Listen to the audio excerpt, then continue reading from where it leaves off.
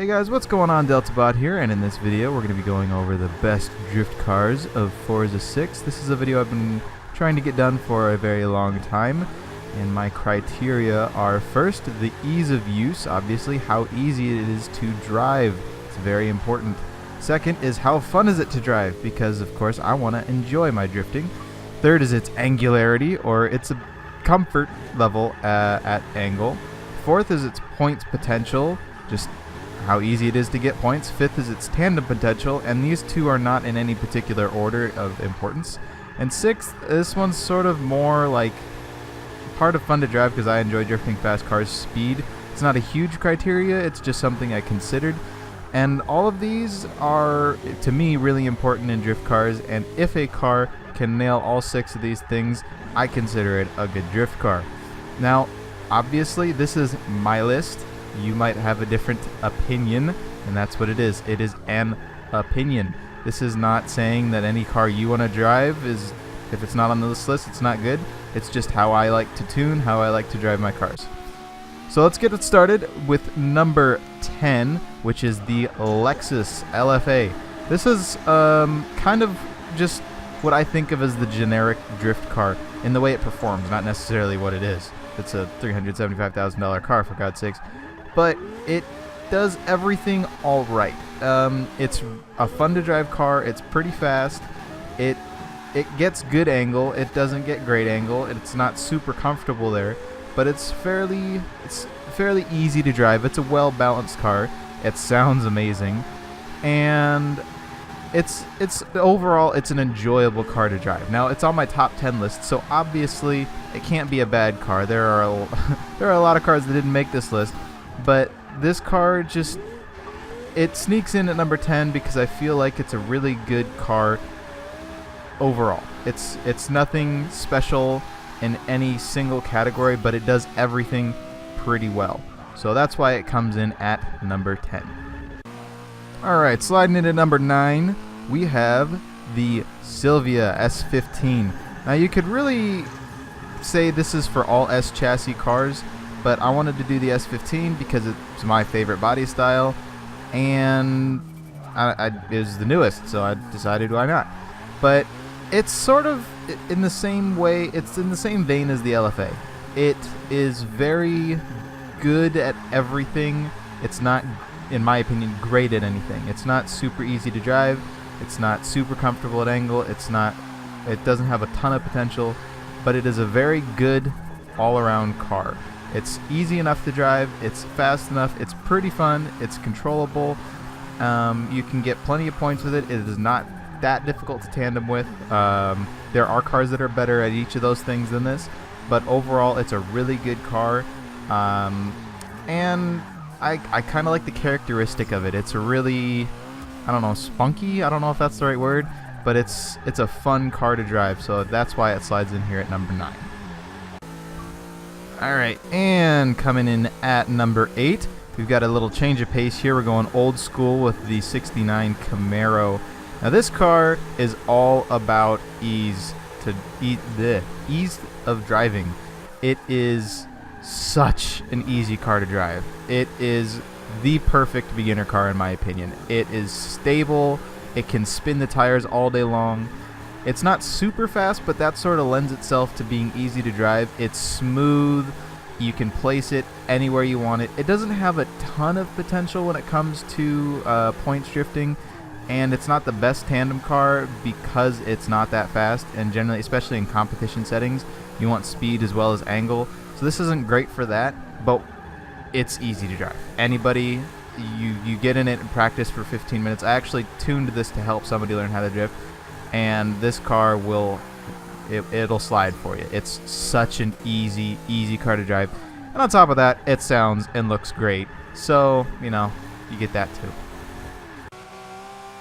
Coming in with the number 7 spot is the Lamborghini LP670-4 SV. Now this one is a little odd because it's a supercar that's normally all-wheel drive. I converted to rear-wheel drive. I have a habit of doing that. If you watch my Does It Drift videos, I've ruined a lot of Audi products.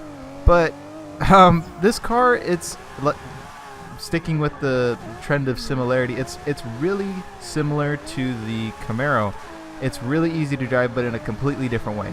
This car is a lot faster, and it catches more angle.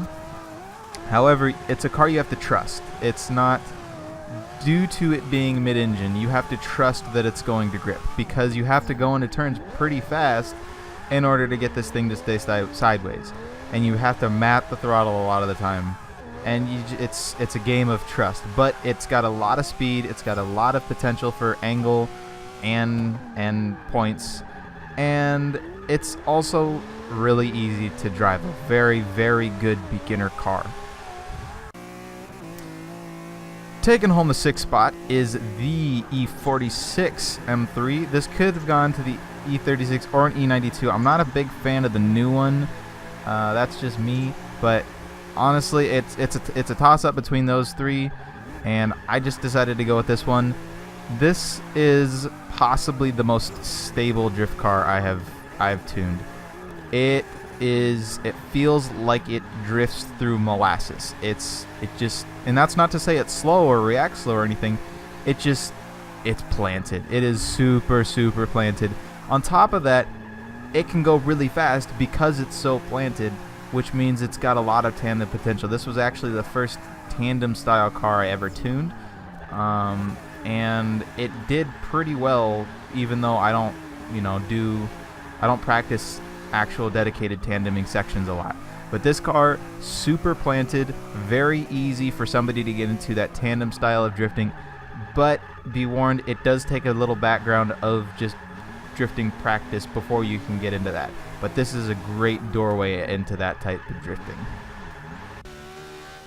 Sliding in at number 5 is quite possibly the best sounding car in the game, the brand new R8 V10 Plus. Now this was in an episode of Does It Drift a little while back, and I haven't really messed with it too much since that episode, but I still think it's a great car. It's a really easy car to get angle in, as long as you're comfortable with getting angle, because this car is actually really grippy, so it tends to be fighty getting into a drift. Once you're in the drift, it's rock solid. It doesn't move around too much. It's very, very comfortable at angle. It's got a lot of points potential as long as you're willing to, commit to the drift. It's fast, which means you can tandem well with it, and it doesn't move around too much, so it's not too difficult to drive as long as you trust the car. It's kind of like the Lamborghini, except I feel like it's got more point potential and it's better at tandeming, because I think it might be a little bit more comfortable at angle. But overall, again, really, really good car. Alright, now we're getting into the top tier drift cars. This is one of my favorites, the Porsche 918. It's one of my favorites because, first, I don't really ever see people drive this car a lot. It's a lot of fun. It's stupidly fast. But it takes an experienced driver, and let me explain why. It is very, very temperamental. It's so grippy in the back that if you don't treat it right, it's not gonna be happy with you. But if you can tame this monster, it has a ton of angle potential. It's really easy to tandem with because you can place it anywhere you want it due to that grip, and it's super fun to drive. It feels planted in the drift, but it also it's so flickable, and it's so willing to move for you, and it's a really fun car to drive, in my opinion. One of the most fun cars I've drifted in Forza 6. And we are at the top 3, and taking home the 3 spot is the R34 GTR. This is one of my more recent tunes, and it's also one of my favorites because it's difficult to drift. It's not extremely difficult to drift, but there's this sweet spot in this thing that if you nail it, it is money. But if you step outside of that sweet spot, you're gonna spin out. And because of that, I wouldn't necessarily recommend this for a beginner on the easy to drift end. However, it is it's fast, it can catch angle all day long, it's got a ton of points potential, it's really fun to drive. I mean, it ticks every single box except for that ease of drift, and it has to, because it's top 3 car in my opinion. It's great for pretty much anything you want to do if you're an experienced drifter. And this one only has about 640 horsepower, but that takes it a long ways. It does a lot with that power. Plus, it's an icon, so you can't really beat that. I prefer this to the R35 actually. Alright, coming in with the runner-up, number 2, the Lexus ISF. You've seen this car on my channel before. It's one of my first tandem style tunes I've ever done, and I still, when I got in it to do this video, I just thought, wow, I knew what I was doing when I set this up. It's still, I haven't driven it in a while, but it's still one of my favorite drift cars. It's super planted, it's easy to drive. The only car I would say that's easier to drive than this is the Camaro, but this is a better overall drift car. It's got more point potential, it's faster, it can catch more angle. It's not super good at catching angle, but if you can get it to sit at an angle, it's not gonna move. It won't over rotate on you. This car is just extremely balanced. It's very good at maintaining drifts, and I personally love this car. It's such a great car. It's, like I said, it's got pretty much everything you want. It just doesn't quite have the points potential and the tandem potential that some cars do, like my number 1 pick. And taking home the number 1 spot is the brand new Cadillac CTS-V. Now this car is brand new to the game of Forza, but the second I got it, I'm just like gonna tune it, and it's my favorite car. And it stole my heart. It's such a good car. It's not the easiest car to drive, but it's definitely not the hardest. I would rank it in between probably the Audi R8 and the Lexus ISF, but it's got so much speed and points potential. This is probably the only car I have that I would say has more points potential than my R34 Skyline. But on top of that, it's fast. It's a lot of fun to drive. The sweet spot in this thing is a lot wider than the R34's, and when you're in that sweet spot, it's one of the best feeling drift cars around.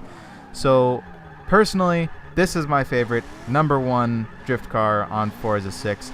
Let me know what you guys think, what your favorite drift car is, or what your top 10 is. This is just my personal top 10. Feel free to leave comments in the comment section below, just letting me know what you think. So that's all I've got for you guys in this video. Make sure you leave a like or a dislike depending on what you think of the video. If you do leave a dislike, make sure you leave a comment in the comment section below letting me know what I can do to improve. Subscribe if you want more, and I will see you all in the next video. No, you're not. I guess I do have a friend. Okay. But yeah, to answer the question, no, stay away from that. No, got deluxe again.